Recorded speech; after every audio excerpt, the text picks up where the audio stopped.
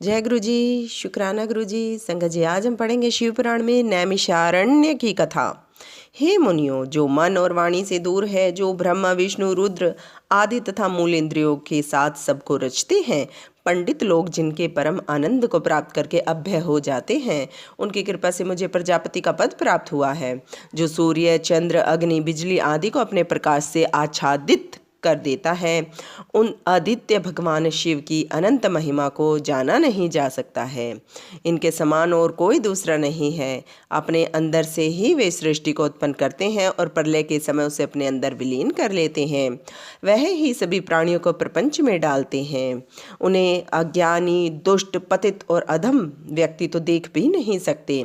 केवल भक्त जन ही उनकी पूजा उपासना द्वारा अपने अंदर तथा बाहर उनके दर्शन कर पाते हैं। इनके स्थूल रूप को देवता देख सकते हैं तथा योगी जन इनके सूक्ष्म रूप के दर्शन कर सकते हैं। इनका तीसरा रूप सूक्ष्माति सूक्ष्म नित्य और अविनाशी है। इस रूप को उनके भक्त व्रत के अनुकूल चलने पर देख सकते हैं। वेदों में कहा गया है कि शिव जी साधनों द्वारा प्रसन्न होते हैं। इसी तरह धर्म की अधिकता हो जाने पर, उसके द्वारा हुए जन्म जन्मांतरों के पापों का नाश होने पर उसे भगवान भोलेनाथ की ज्ञान सहित चंचल भक्ति प्राप्त होती है। ऐसा व्यक्ति सांसारिक विषयों से दूर होकर भक्ति भाव में प्रवृत्त हो जाता है। भाव सिद्ध होने पर ध्यान कार्य में निष्ठा बन जाती है। फिर ज्ञान और अज्ञान युक्त होकर मनुष्य योग में प्रवृत्त हो जाता है। वह व्यक्ति शिव समान होकर शिव धाम को प्राप्त हो जाता है। इसी कारण हे ऋषियों, तुम भी उस ब्रह्म अर्थात शंकर की कृपा प्राप्त करने की कोशिश करो, पर ब्रह्म परमात्मा शिव के ध्यान का अभ्यास करो। इसी के द्वारा भगवान शिव में प्रेम को प्रबल करके बढ़ाते जाओ। आप लोग ऐसा करो कि देवताओं के 1000 वर्ष पर्यंत महायज्ञ करने का संकल्प करो। ऐसा करने से यज्ञ की पूर्णता भी हो जाएगी। तब तुम्हारे मंत्रों द्वारा आह्वान किया जाएगा। वायुदेव भी तुम्हारे पास आ जाएंगे। उसी से तुम्हें अपने कल्याण का मार्ग प्राप्त होगा। उसके पश्चात तुम लोग परम पवित्र वाराणसी चले जाना। वहाँ पर भगवान शंकर जगत माता पार्वती के साथ भक्तों पर कृपा करने वाले लीला करते हुए विराजमान हैं।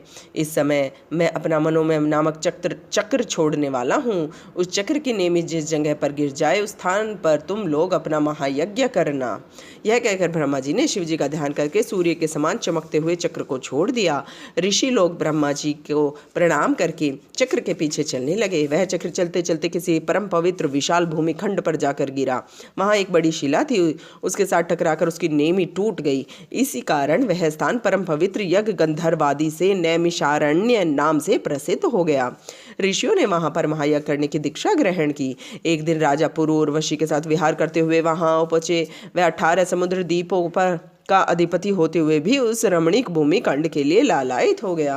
वह मोहवश अज्ञानता से मुनियों की सवर्ण वेदी को छीनने को तैयार हो गया। मुनियों ने क्रोध में भरकर राजा पर कुशा से प्रहार कर उन्हें मार डाला।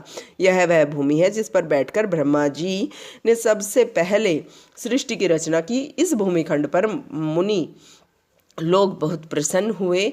जय गुरु जी, शुक्राना गुरु जी। ओम नमः शिवाय। शिव जी सदा सहाय। ओम नमः शिवाय। गुरु जी सदा सहाय।